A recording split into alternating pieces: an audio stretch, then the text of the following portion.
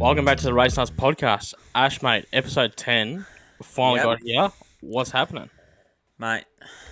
As always, you ask that one question, and there's always stuff happening because motorsport stuff happens. We've got a fair bit to cover from supercars to F1 to Super 2 as well. We're gonna throw that in. The Cameron McLeod incident. Yep. Yeah. So, but we will start at we'll start at supercars. Sorry. Yeah, supercars, race 9. This is the oh my god. The boot, was it not boost, was it? Boosh? The Perth Super Sprint. Bosch. Bosch, Thank that's you, it. I was watching Porsche earlier, and that sort of screwed me up there. The new sprint format at the Porsche. I'm gonna forget. I'm gonna stop Bosch. trying Bosch at the Bosch Perth at the Bosch at the Bosch Perth Super Sprint. Holy shit! How am I fucking this up so early? So this is the new sprint format. So for the last couple of years, we've run a 2 practice session followed by 3 races, one on Saturday, 2 on Sunday, each of 100 kilometers. This is the new one with only 2 races, one on Saturday, one on Sunday, of I believe 150 kilometers. Yeah, Race distance. 55 laps of the track, I believe it was. Yes. So I don't know. I don't mind it. It's at least it's not timed. They're originally going to be timed races for, I think, 60 minutes was going to be the go, and it was. While most tracks will probably lose a couple of laps, except for Tasmania. Tassie would actually gain a couple of laps off of being a timed race, but Yeah. they've dropped that idea just for logistics and strategy and all that. Yeah. But so straight into it. Chaz Mostyn on pole. Loves it. The Fords really seem to be on pace this weekend. Yeah, they're Chazzy especially. And I believe he had his teammate Ryan Wood actually next to him on pole position. Yes, side by side, and this is Woods had a bit of I wouldn't say a bit of a hit and miss. Obviously, he missed pretty much the entire of the Bathurst 500. Yeah. He just had a good weekend to shine. But for those that remember from last season, this was the event where he dominated both Super 2 races. Oh, okay. I didn't even know that. So Yeah. obviously it's a track he gets around. Yeah, actually, I think if my memory serves me correct, this is the weekend after Perth last year. WAU signed him for the main game. Oh, That was the there last you one go. they needed to see after only 3 rounds. Yeah. 3 rounds. So yeah, off the start, so top 3, Chaz, Wood, and Waters. Both WAU cars on the front row for the start. Wood takes the lead off Chaz at turn 1. Chaz just sort of backs out of it, lets him have it. Yeah, I did notice that. I think Chaz, that was experience coming in. Just let's get the team to the end. Let's not fuck it all up now. Yeah. And then third back in the backpack, we had a 3 and the 1 between. It was Brokostecki on the outside in the number 1 throwback Erebus Camaro. Yep. With Richie Sanaway in the middle, and what Bro didn't know was in the middle of him, I believe it was James Corney. So he sort of turned in expecting Stanaway to turn in, but he didn't because he had James Corney on the inside. So then contact, and he went off at turn 1, which by the time we got out of the sand trap, was pretty much his race was over, which I think he might have had some steering damage too. So Wasn't James Courtney involved in another... someone backed out of the throttle in the final turn there? I forgot who... No, you're thinking of a later incident. Oh, okay. With Dan, we spoke to him last year. Number 3. His name's escaping me at the moment. Aaron Love. That's it. Oh, there we go. Yeah. Yeah. So right team, wrong car.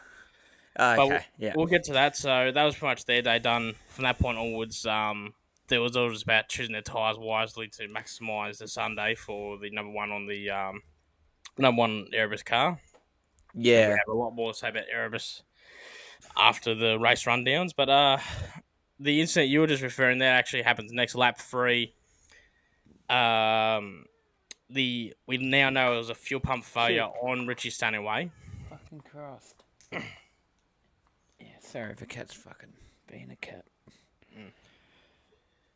Yeah, so on lap 3, we've got Richie Stanley and Aaron Love nose to tail out of the final corner. We now know that it Yeah. was a fuel pump glitch or failure at that exact moment.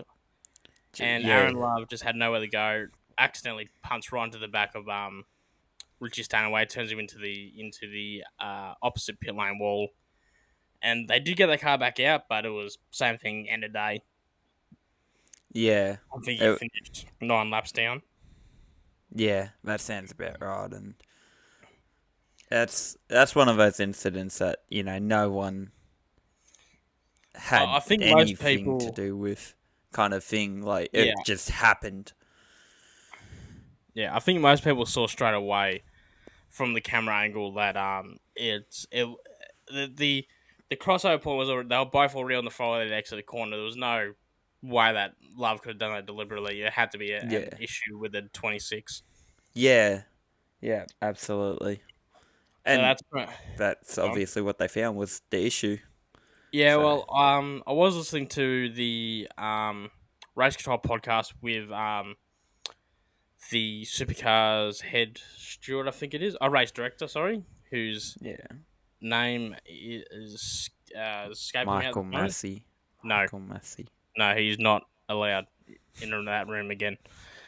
He knew what he did, and what he did was wrong. Basically, they were explaining that even though they would have got that information from the telemetry anyway, that there was a loss of power from 26's engine. Couchy, the team principal from wrong team, from Grove Racing, was already on to the stewards in pit lane to let the race director know that they had a fuel pump issue with 26 at that exact moment. Okay, that's good that they, got on the front foot of it.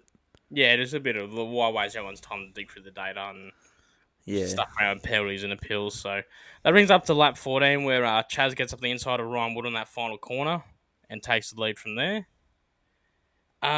Just a couple laps later, on lap 28, Wood stops first to cover with 2 tyres, so put him in the forefront of anyone who's thinking about stopping early. That now Ryan Wood's going to be already have your stop out of the way and be on fresher rubber.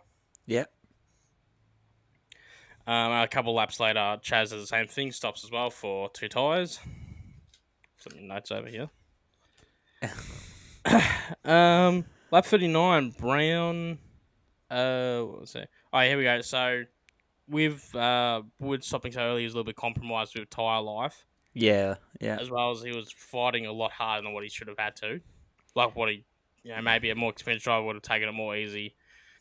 Let Brown have second to guarantee third. Yeah. But the Wood was giving him a good fight back, but eventually on lap 30 at 9, Wood gets Brown gets Wood for second. Yeah. About the same time. Oh, here we go. A few laps later.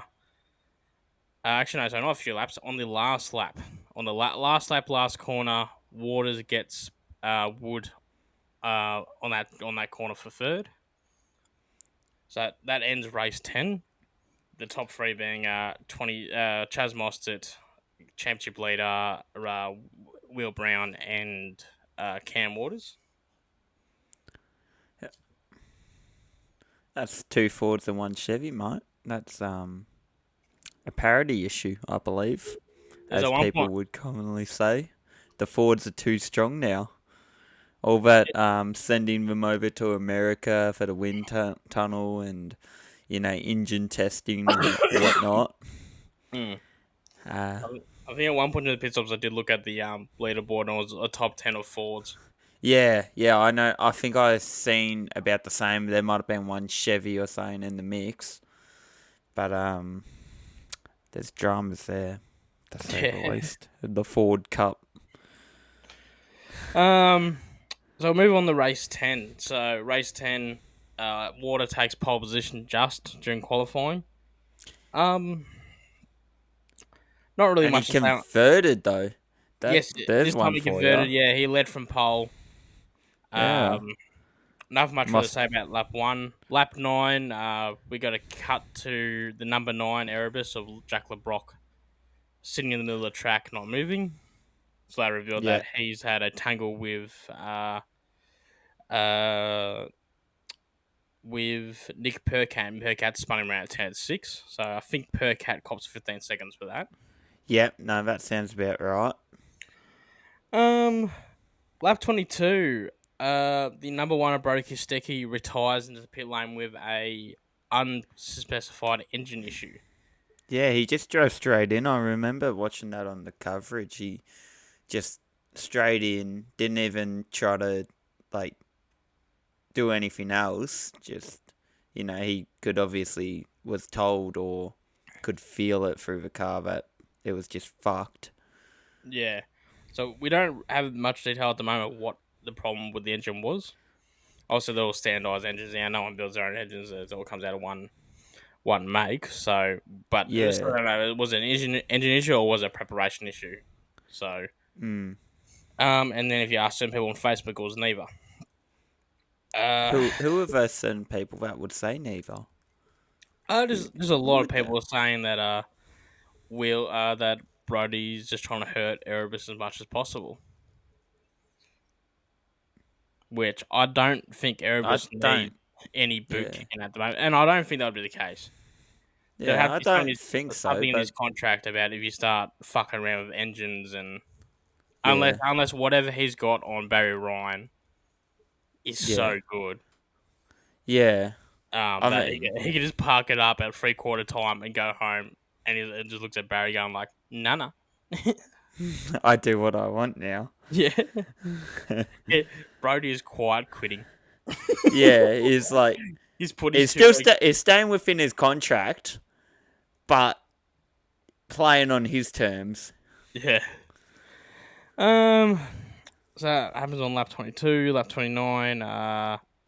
Chaz stops for 4 tyres in an effort to he's got enough of a lead they can get away with 4 tyres, so he thinks. But the idea of going for 4 is that he'll pressure everyone else to go into 2 to try and undercut him. Therefore, he gets Yeah, fresher tyres to fight back with. yep, But the tick fit of the 55 from Thomas Randall, that W just lets Chaz go a little bit too late. Randall's forced to brake to let Chaz in, which yep, is considered just as bad as contacting the pit lane, so it's automatically 5 seconds. After the race, Chaz would put his hand up and say that was totally fair and it was on him, and there was never a real argument for it. yeah. And there wasn't because like they went side by side down the pit lane for maybe 30, 40, even 50 meters, just side by side, and they were running out of lane They're quite running out of quickly. lane, as well as there's a rule in supercars that so obviously you got the fast lane, which is your physical, the main lane. Then you got your slow lane Yeah, between the two. yeah. You only be in slow lane for 2 pit bays, Oh, not including okay, your own. yeah, So by the time we got the third one, he either had to stop and be in that lane, or yeah, cop probably a bigger penalty. yeah, yeah. And it was messy, but I think both of them were like, it I is was what it 100% is. fair. Yeah, There was no doubt about it. And okay, Randall might have taken the piss about how much he jumped on the brakes, yeah. but He only dropped like 4Ks or something, I yeah, think. but it doesn't But matter. The fact that he's got to hit the brakes at all for anything other than his turn in is that's it. yeah, A few laps later, despite all this, or perhaps knowing the penalties coming, Cam stops for 4 tyres as well. Cam is chasing Chaz here for the lead. for once in Cam's Yeah. supercar season, Actually, finally up there. after all that talk about nothing to talk about in the first lap, my dumb ass, I've skipped past on the final corner of the first lap. Cam runs off at the final corner and Chaz takes the lead from there. Oh, yeah. Well, there you go. Well, So, so they're gone between those two. yeah. Which is, it's surprising to see him racing so much without crashing. That is a good point. Maybe New Year, New Them. Been a few years, mate. Lap 50. Will Brown's on a tear. I think he's also got 4 fresh tyres. He's up against our friend Thomas Randall again. He's only taken 2. Brown is really pushing. Randall's defending hard. Once again, our favourite corner, the final corner. Brown just gives a little bit of punt into the sand, and off Randall goes. I think Randall drops 2 or 3 positions. Brown cops 5 seconds, but he's already pulled out 6 seconds on Will Davidson behind, so he keeps his final position. Yep. And to finish the race, while Chaz Moss does cross the line first, he is only 2.4 seconds in front of Cameron Waters, so Cam Waters claims his first win of this season. And congratulations to Cam on that. Congratulations to Ford, really, on that whole weekend. Ford's having kittens over this. Ironically, though, if you cast your mind back 2 years ago to Perth a few years ago, as a roles reverse, Cam ran a little bit wild in that final corner and got a 5-second penalty for track limits, yeah, and lost a race win because of a 5-second penalty exactly 2 years ago. So what comes around, I guess. Yeah. That leaves us with our podium. Also Cam Waters wins. Chaz Mostert hangs on for second after the penalty. Yeah. And Will Brown. Yeah. Despite that penalty, is like I said, I think he's 8 or 9 seconds in front of Will Davison by the end of the race. So he keeps his podium in third position and extends his lead over his teammate. Yeah, I was just gonna have a look at that because I don't really recall Feeney being around too much in that. Feeney had a shocker. I think even on the Saturday qualifying, he was out in Q2. Yeah. So I'll just get some numbers rolling here. So currently, so the difference in the championship right now is Things like 136 points right now is the difference. Well, it's definitely extended because I think last time I did a season as it is post on my page, I think I said in that the gap was 68 points. Yeah, so it's extended that out by quite a fair bit then, going off your 68 points of when you last knew about it. It's gone exactly 68 points up more. So, yeah, there's 2. Looking at the standings, we've got 3 wins to Brown, 3 wins to Brock, and 1 win to Chaz and 1 win to Cam. So there's a good bit of variety there. It's getting diverse. Gen 3 is getting better. I think I said last year I was going to have team. I said from the beginning last year I was going to have team problems, as everything new does. Yeah, and I do apologise. 1 win for Percat as well. AGP. Yeah. So that's still fucking awesome, that win. Well, let's break into a bit of, not quite news, but a little bit of opinion. Actually, no, we'll just get this out of the way now before we break into just nothing but news. Ryan Wood, despite having, I think came home 5th still in race 10. Yeah. And obviously 4th, what should have been podium, but 4th in race 9. So Wood really come to show here, really showing some pace. Sort of how we started to see Matt Payne last year. So yeah. So he's got the huge leg up of also being really good here at Perth because he dominated in the Super 2s at the same place. So it's good to see him showing some pace there. Erebus, bad luck. Pretty much a double DNF for I think Brody got back for last position on Saturday. DNF Sunday. Yeah. LeBrock mid-pack. Nothing I'm really thinking about. All I'm really thinking about was the fact he got spun around by Percat. Yeah, it just from a championship winning team that was up there with Triple Eight, they have just shit the bed so severely. I don't know how you whiplash that hard. It's not even like this year they're kind of top 5-ish. And then next year they go Whiplash down has been so bad that they've normally been a safe top 4 hard luck done do everything the hard way sort of team, and now they're just like I did as you know, I've got the pit lane graphic that I put out a Yeah. few days ago or a week ago Yeah. now. Oh yeah, because the rolling The rolling pit lane, garages. yeah, Yeah. and I just updated that the other night, and Erebus just drops. I think Oh. Erebus went from the second garage, and I think they've gone down to like the second last behind BJR. Yeah. Keep in mind, And both BJR teams are together, even though I think one's fifth and one's eighth at the moment, but still, like they're they're yeah, they're really dropped. But that brings me into something I want to say here. I was a little bit skeptical of the light pit lane. yeah. Wasn't a big fan of it. I was like, oh, I don't really know about it. I'm loving it. It's Yeah. actually just like one of the best things we've brought in because you can see those teams moving in real time, and I wonder if it gives a little bit more of an achievement of obviously if you do well, higher up you're going to be, so more you can do well. If you Yeah. Yeah. so like these sprint races doesn't really matter too much, but big races like seeing them back first, pit position's going to be Oh. really important. Absolutely. So no, I really like that. But we only got really one big piece of supercar news before we move into some of the Super Two stuff. And that's I know you haven't been too much around it. I sent you the clip, but you haven't had time to watch it. Mm.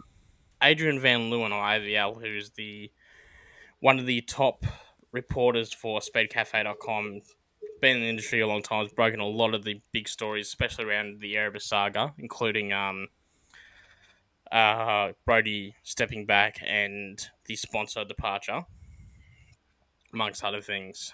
So him and SpeedCaf have their own podcast called Full Credit to the Noise, where it's pretty light and fluffy. It's nothing crazy. But they opened their latest episode on Tuesday with pretty much AVL saying that he's had enough of everything being behind closed curtains, and there's politenesses, but at some point everything's got to be called.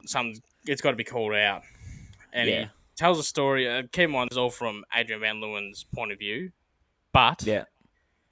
really credible bloke. I can't imagine him lying, in my personal opinion. Yeah. Just to get a scoop. Yeah. And obviously, like, his whole career, and that's pretty much why everyone's been so quiet around this whole subject, is like, if these teams block you out, it makes it really hard to do anything with them. Yeah. So, but he's gone nut, it's got to be said. So, he tells a story of being on the ground at Perth. He was walking around the back of the pit lane area, as he always does, having a chat to David Noble, the team principal of, not team principal, it might be technical chief. Well, one of the Yeah. David Noble from Dick Johnson Racing when Barry Ryan, the team principal or former team principal, now CEO of Erebus, Yeah. came over and asked if he would come with him to the Erebus garage. Yeah. Into the Erebus. This is after they're all packed up, so it's just an empty garage. Oh, so this is Sunday evening. This is Sunday evening during the pack up. Yeah. Okay. Where he said the team was in a huddle, which is not unusual when they have a big huddle and debrief before everyone leaves the track. Yep. Where apparently in front of the whole team, except for one particular person, which I presume is Brody. Yeah. So I can probably presume that LeBrock was there, but it's not said. Oh, It says asterisks. Yeah. yeah, it says everyone but one person, which I presume would be Brody. Yeah. He then Barry Ryan then seems to introduce the whole team to Andrew Van Leeuwen and lets him know who he is and what he does, and informs him of pretty much informs AVL of what he really thinks of him and how he's doing a shit job and he's nothing but a gutter journalist and etc etc etc. Yeah. Pretty much just dresses him down in front of the whole team. AVL makes his best effort to leave. He says it was very awkward for everyone involved, including everyone from the team.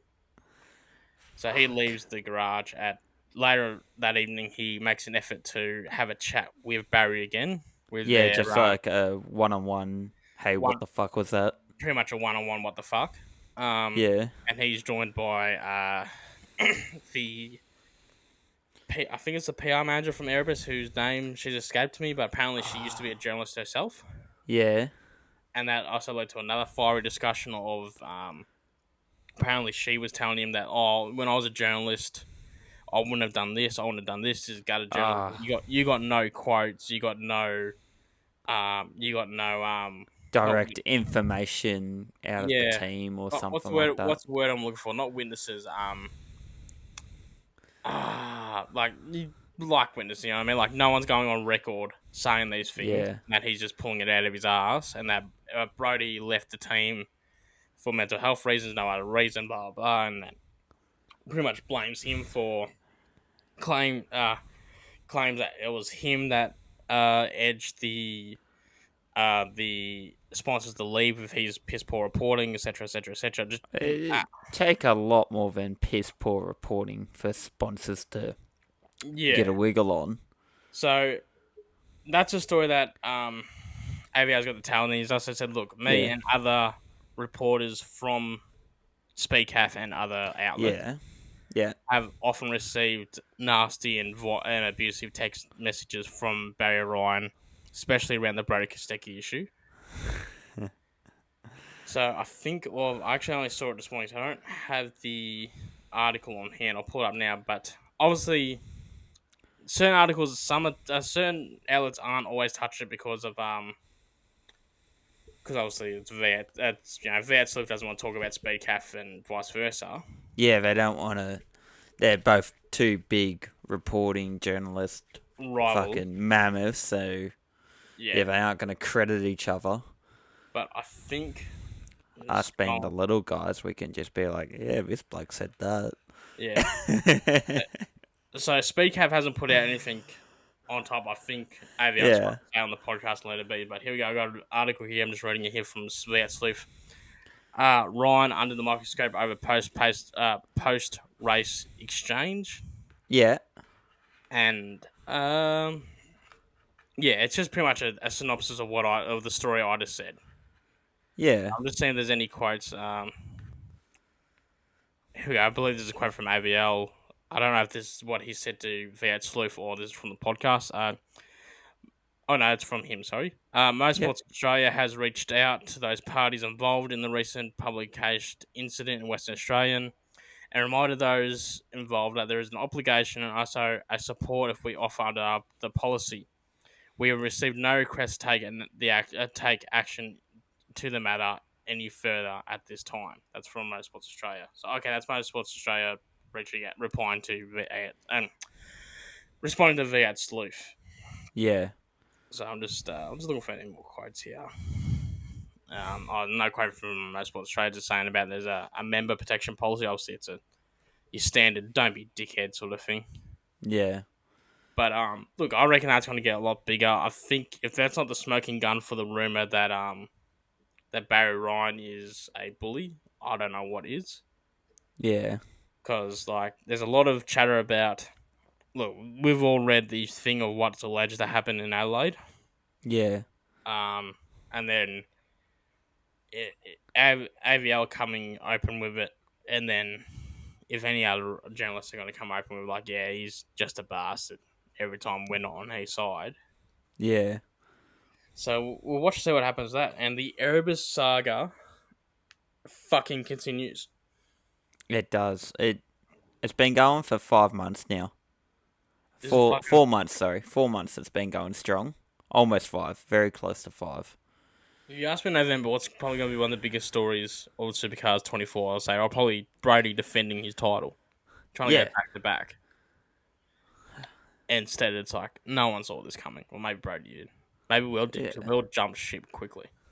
Yeah, he said, hang on, there's a fast as fuck seat going. Well, apparently they were in chats with, I read another article that Triple A was actually in chats with Will Brown in 2020 or 2021 to be Jamie's replacement. Oh, yeah.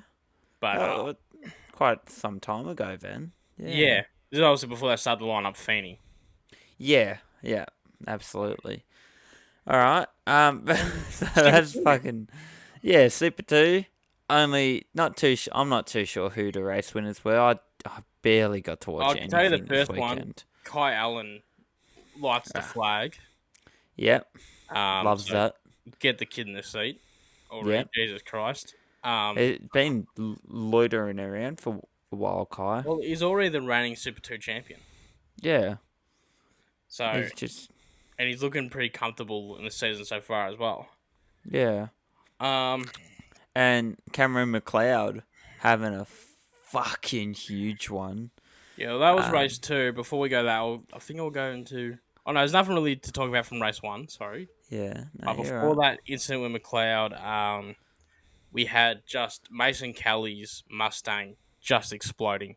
Just absolutely blew a hole in its engine. Yeah. Complete failure. Actually began to burn.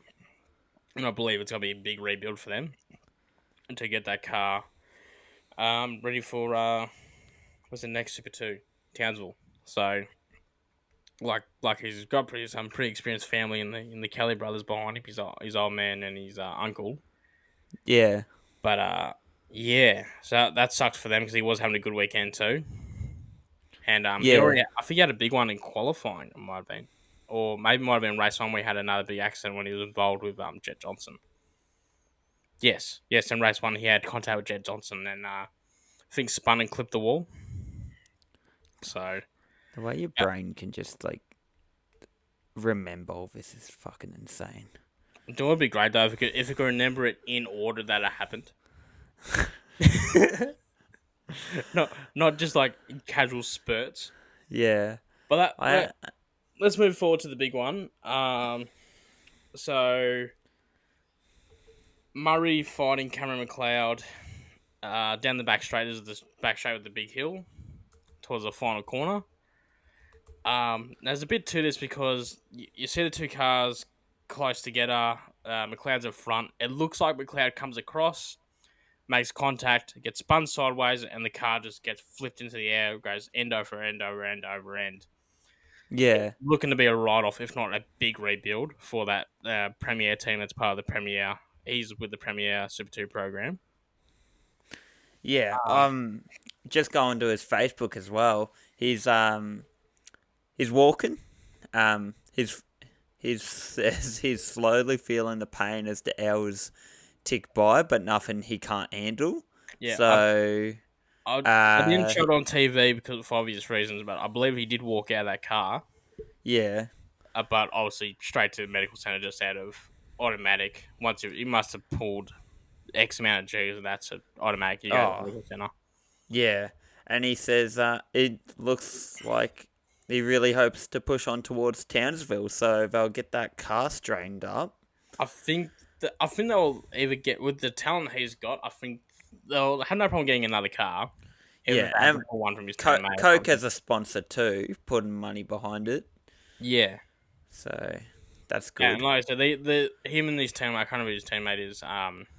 These are both the former Premier ZB Falcons, ZB Commodores. So they should have a spare chassis somewhere.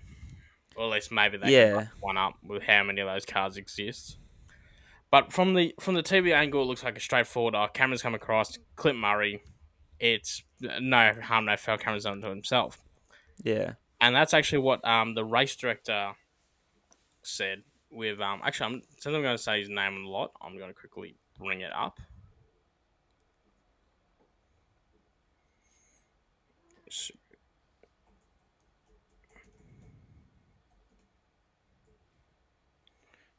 Race director.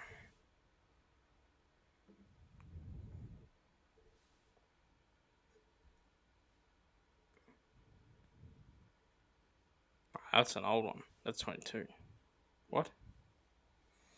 Okay. Nunes is making me go really to his podcast to find out. To remember what this bloke's name is.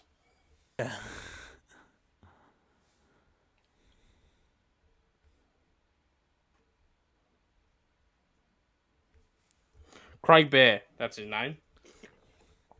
Craig Bear. So Craig Bear explained to us on the Race Control podcast where he goes through all the big incidents from the weekend that he too saw the first footage and went, "Yep, nothing there. Crossover. Cameron should have held his line. There's no reason why Cooper Murray should have backed out of it."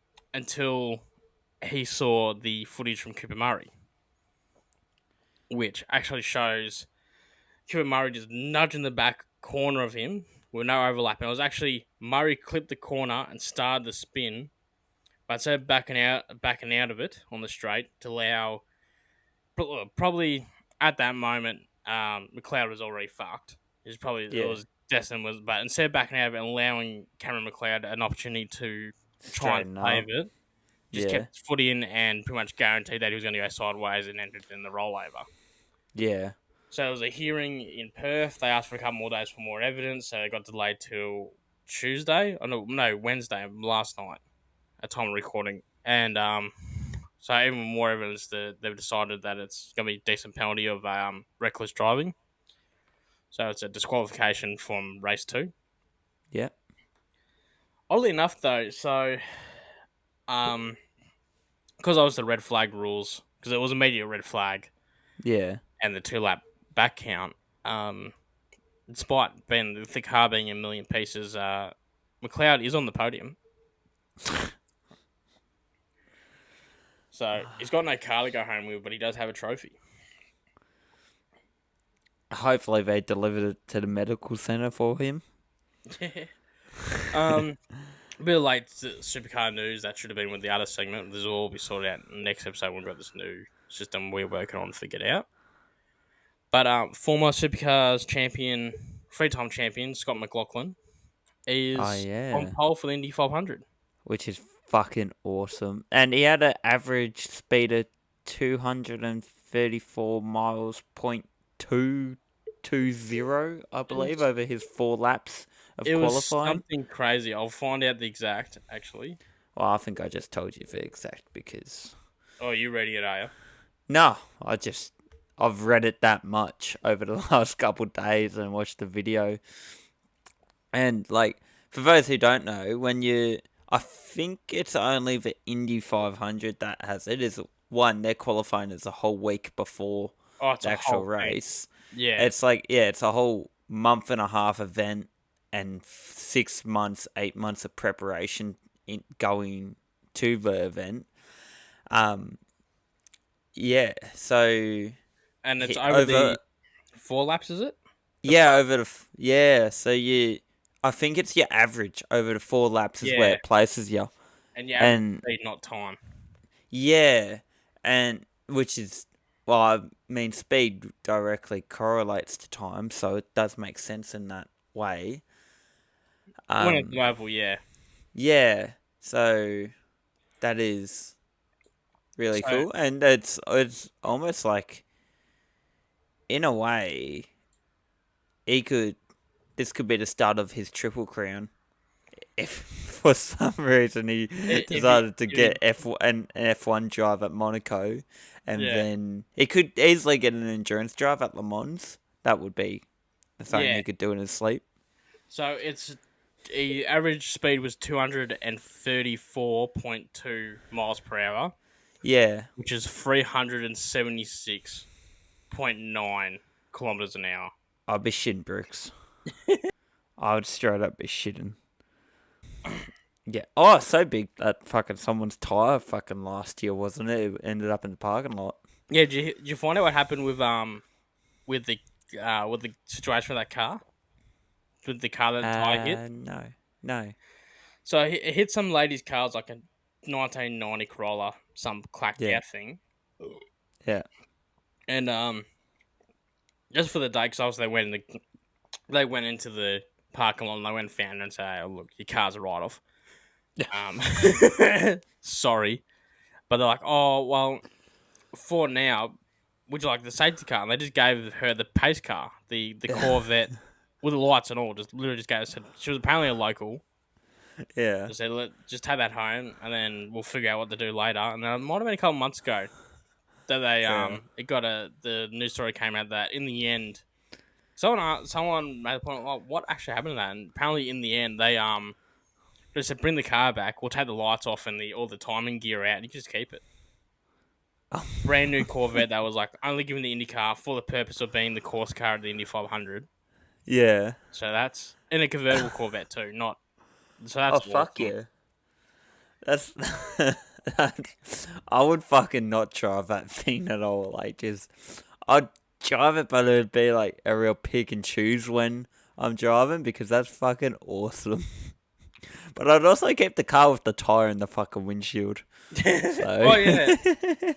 I wonder if where that ended up because Maybe at a museum. I was going to say probably rolled into like the Indy's got to have a museum surely. So. Yeah, IndyCar itself as a series would have its own museum like F1 does and all that shit because it's been around for how long is IndyCar? 70 years? This is the 180th running of the Indy 500. Oh, so it's probably been around. Yeah, so yeah, but IndyCar isn't Indy isn't IndyCar, and then it gets confusing. And then there's a time for 20 years it was called Kart because it was like some supercars that will split. I got to do a deep dive on it one day because it confuses the fuck out of me.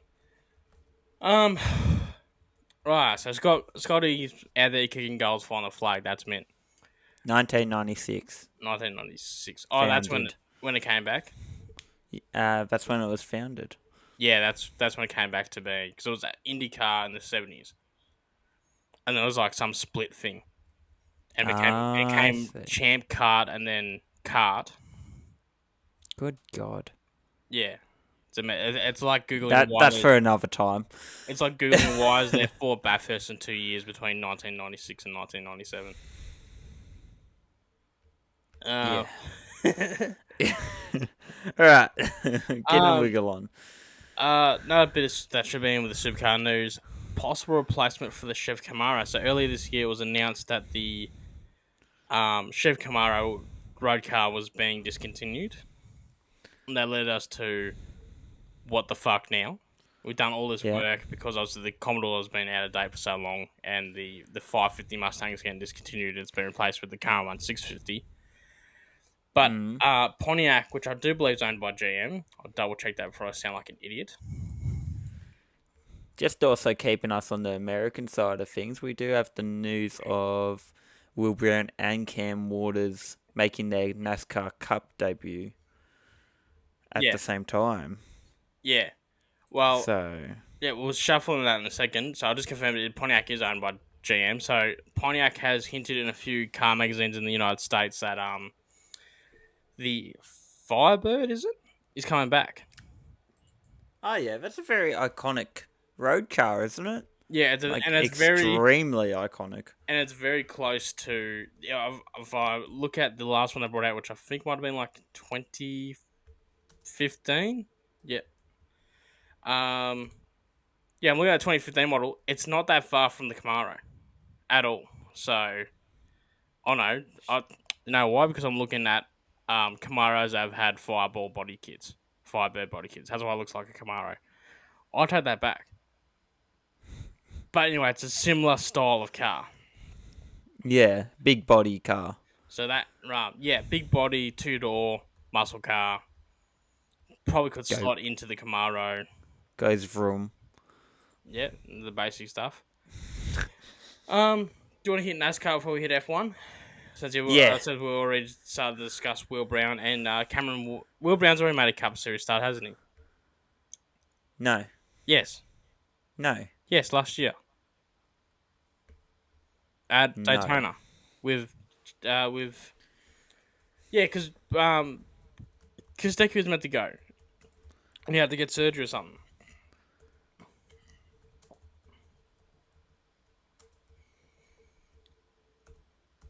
If this bloody podcast page crashes on me again, I'm going to throw bricks.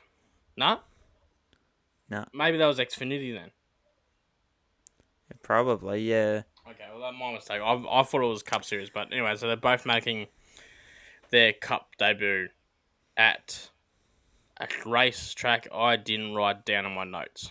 So look out for that one. When? Don't know. Where? Also don't know. I've got auto actions about to come in clutch here. I know it's the weekend. I know it's the Monday morning of Sonoma. Sonoma. That's a good track.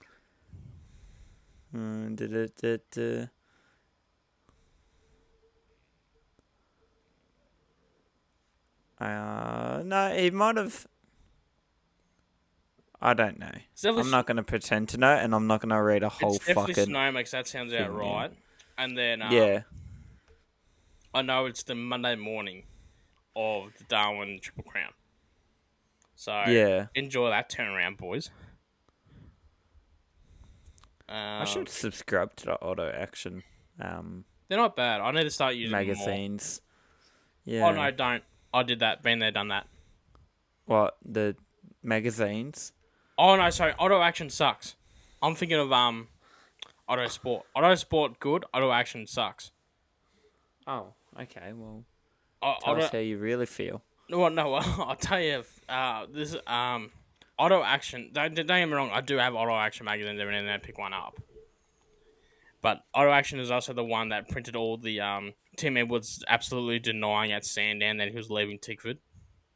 Yeah. And then I think it might have been like 2 days after they released that magazine, which was the Wednesday afterwards, that he confirmed he was leaving Tickford to go to Supercars.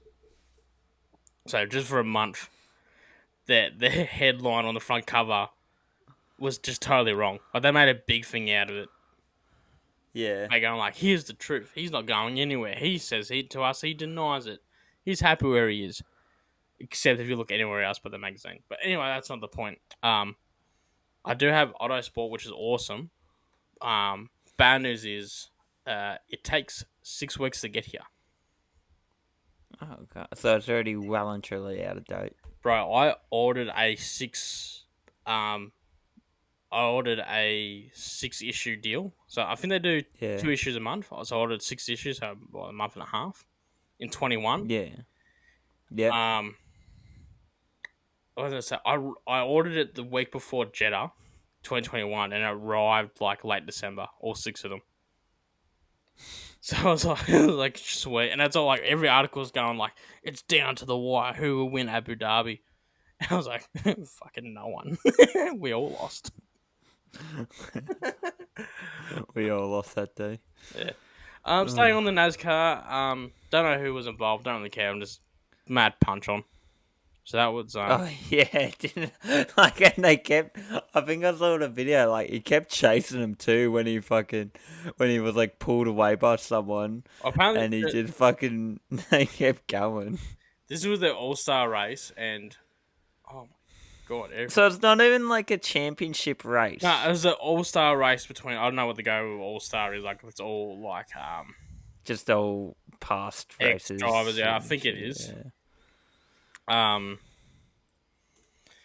But apparently the go is All-Star fight. No, All-Star race, NASCAR. Apparently where they were racing, which escapes me, there's no outway of the infield during a race. Yeah. Wilkins Booth. That's where it was.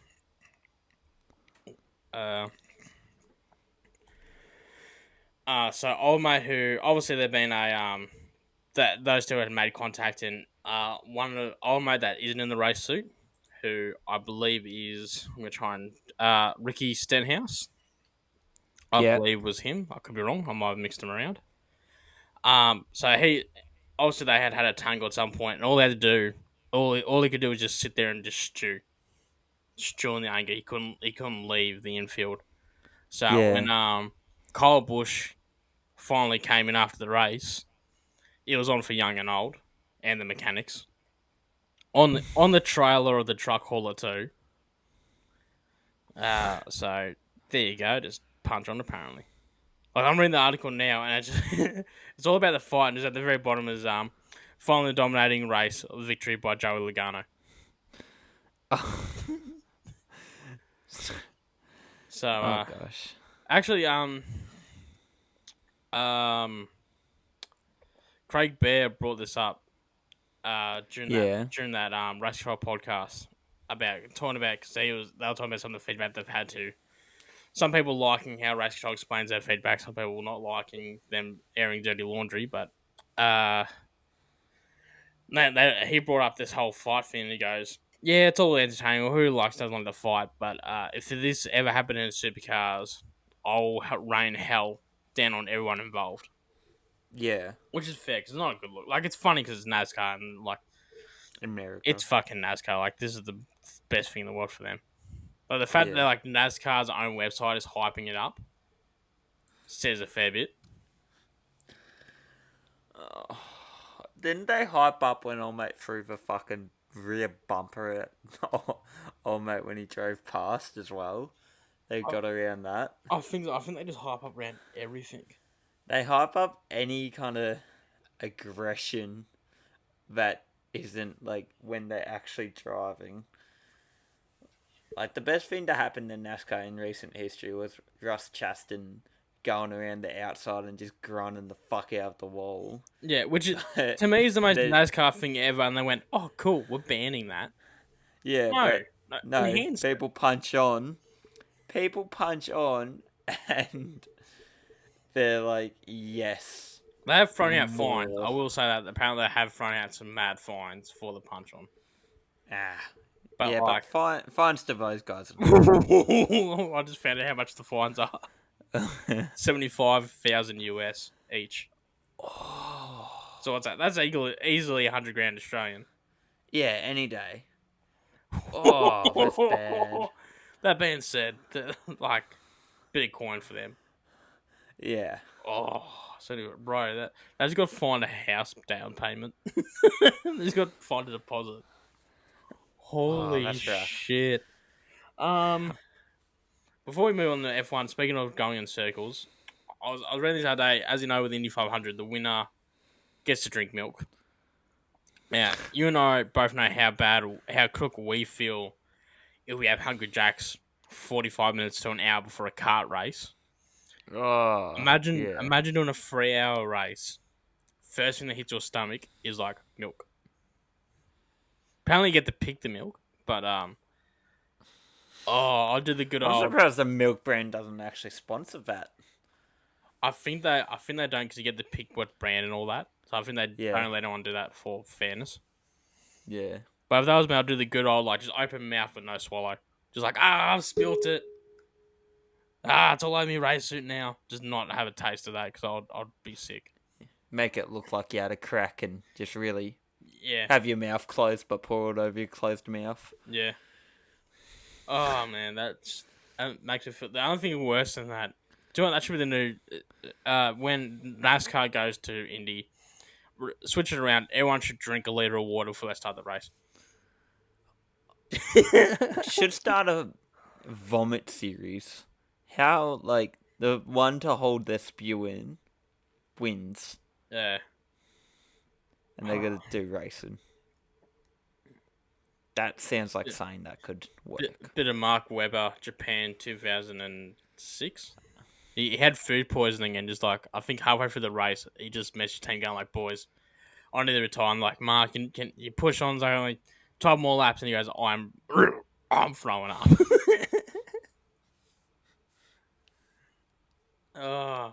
But he is the Canberra Milk Kid.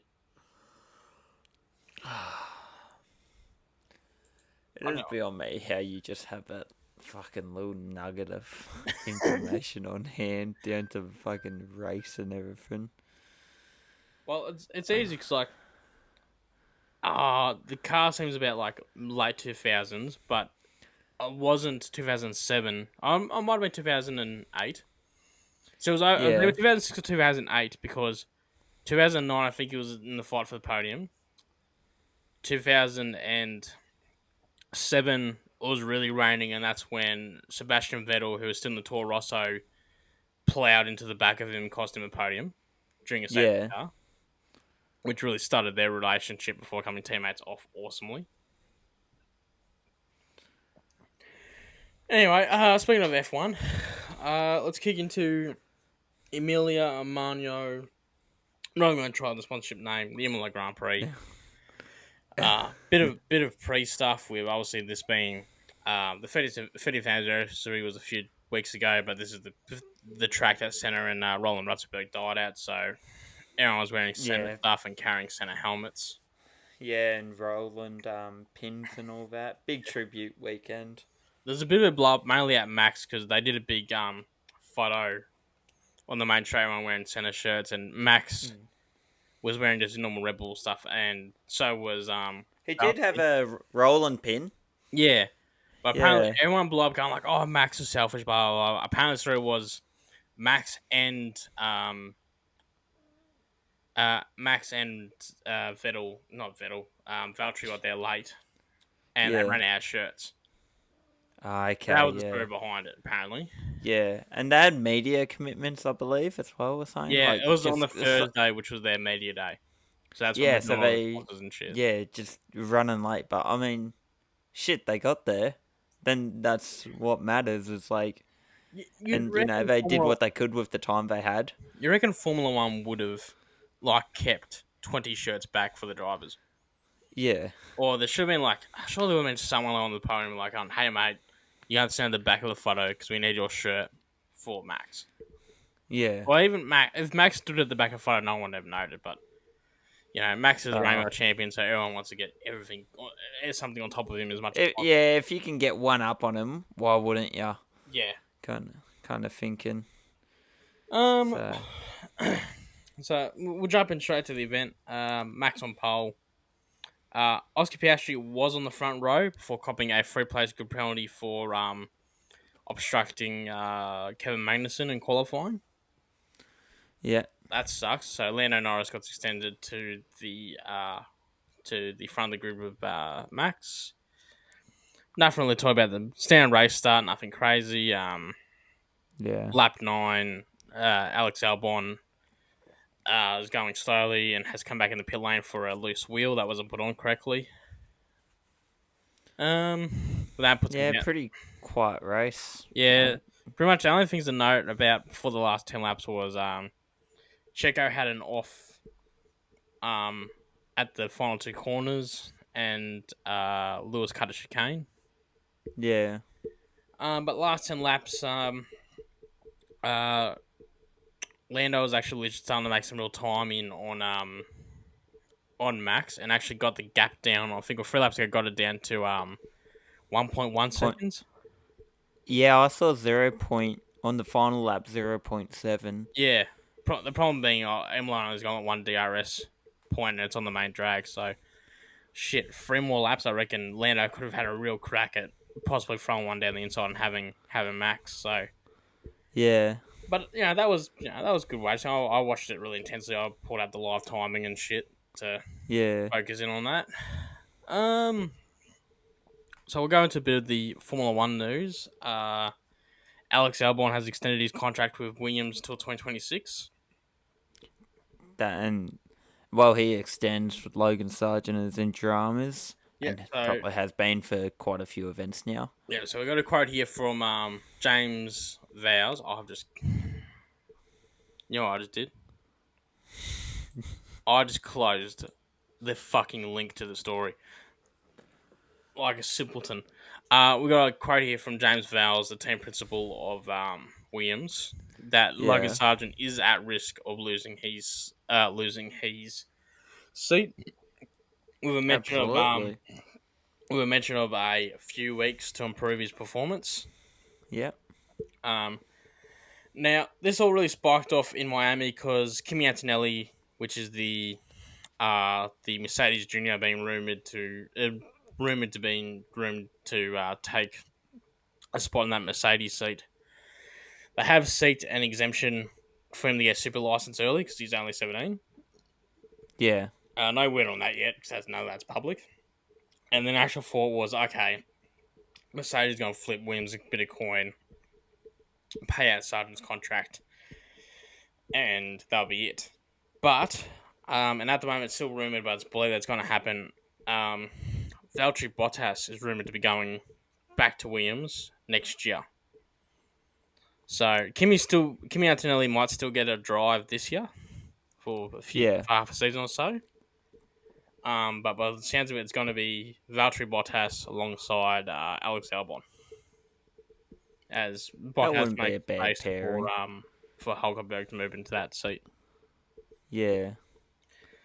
So that's a good strong lineup for where Williams is as a rebuilding team.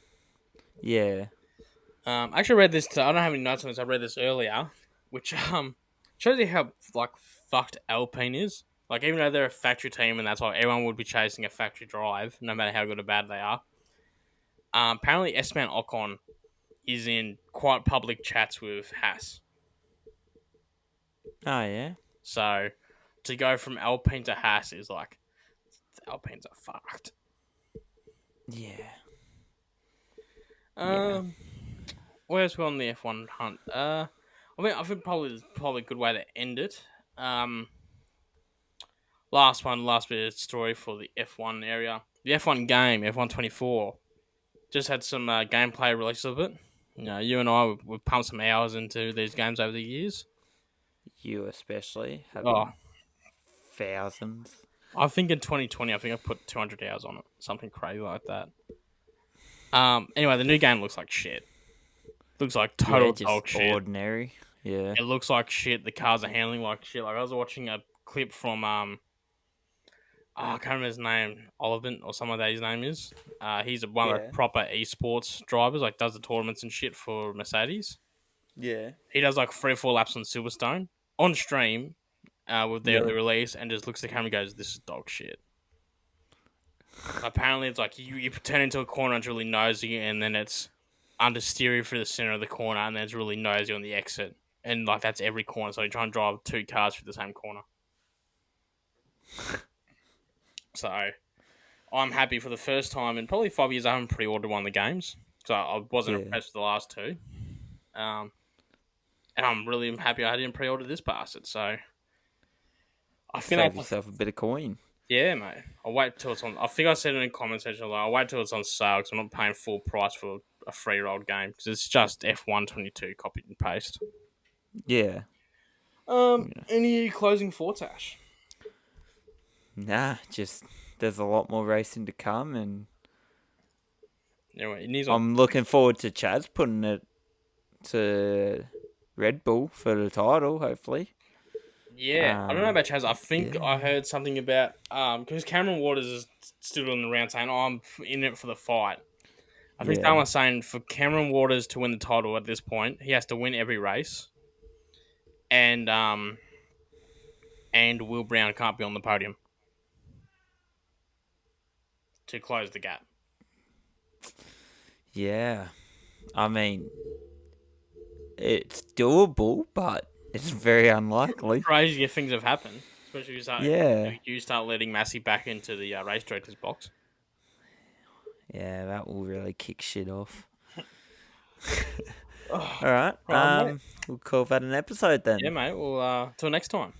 With our new format, hopefully. Yes. See you.